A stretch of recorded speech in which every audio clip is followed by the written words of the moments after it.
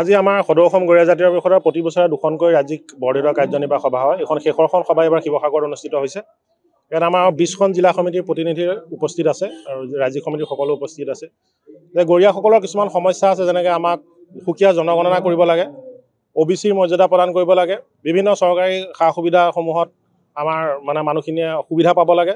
এনেকুৱা কিছুমান বিষয় আছে যে অসমীয়া মুছলমান বুলি এটা শব্দ ব্যৱহাৰ হৈ পেলাই আমাক বংগমূলীয় মুছলমানৰ লগত একাকাৰ কৰা পৰিস্থিতি আমাৰ অসমত চলি আছে। গতিকে সেই অসমীয়া মুছলমান সংজ্ঞাৰ দ্বাৰা আমি কিমান প্ৰভাৱান্বিত হৈছোঁ সেইখিনিৰ ওপৰত আজি ইয়াত বিশদভাৱে আলোচনা হ'ব।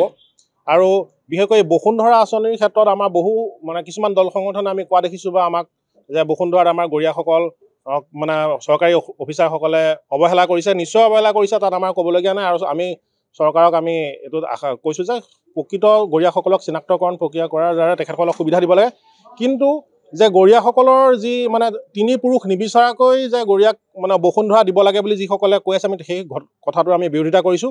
কাৰণ তিনি পুৰুষ নিদিয়াকৈ যদি গৰীয়াক বসুন্ধৰা দিবলৈ যায়, সেয়া আচলতে গৰীয়াক দিয়া নহ'ব, সেয়া বংগমূলীয় মুছলমানকহে দিয়া হ'ব। কাৰণ মুছলমানৰ আলী হুছেইন ৰহমান উপাধিত কোন গৰীয়া কোন মৰীয়া ধৰা নপৰে। গতিকে 4 পুৰুষৰ যিটো আমি গৰীয়া জনগণনাত আমি কৰিছোঁ, সেই 4 পুৰুষৰ তথ্য লৈহে গৰীয়াসকলক বসুন্ধৰা আঁচনিত অন্তৰ্ভুক্ত কৰিব লাগে।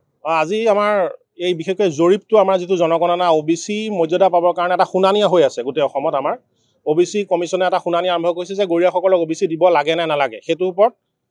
গতিকে শুনানি আমি আমাৰ গৰীয়াসকলৰ মুঠ জনসংখ্যাৰ তালিকা তেখেতসকলে জমা দিব দিছে। গতিকে সেই সম্পৰ্কত আমি সাংগঠনিকভাৱে এটা জনগণনা কৰিছোঁ আৰু সেই জনগণনাৰ কামখিনি আমি সম্পূৰ্ণ কৰিবৰ কাৰণে বিভিন্ন জিলাত আৰম্ভ হৈছে। আৰু এই প্ৰক্ৰিয়াটোক আমি 2025 চনৰ প্ৰথম কোৱাৰ্টাৰৰ ভিতৰতে আমি শেষ কৰি দিম বুলি ভাবিছোঁ।